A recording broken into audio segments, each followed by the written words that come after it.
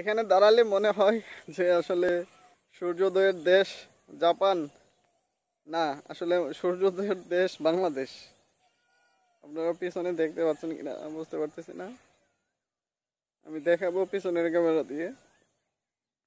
এখানে দাঁড়াইলে আপনি সূর্যকে খুব কাছ থেকে দেখতে পারবেন। আর চতুর্পাশে চিরসবুজ ধান ক্ষেত।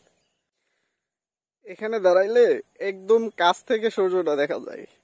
মনে হচ্ছে এখন সূর্য মোটামুটি উপরের দিকে উঠে গেছে। যখন ফার্স্টের দিকে সূর্য থাকে, মানে কিছুটা আস্তে আস্তে যখন সূর্য উদয় হয়, তখন মনে হয় ওই যে সামনে গাছগুলো দেখতেছেন, তখন মনে হয় যে এই গাছগুলার নিচ থেকে সূর্যটা উঠতেছে, মানে ওই পাশেই যেন সূর্যটা, ওই রাস্তার ওপারেই যেন রাস্তার ওই পার থেকেই যেন সূর্যটা উঠতেছে। এতটা জোশ লাগে এই জায়গাটা।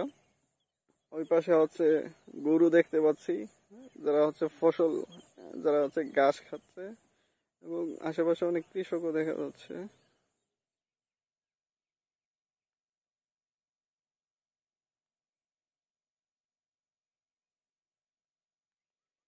চতুর্পাশে হচ্ছে ফসলি জমি, আপনি যেদিক তাকাবেন সেদিকেই হচ্ছে ফসলি জমি দেখতে পাবেন।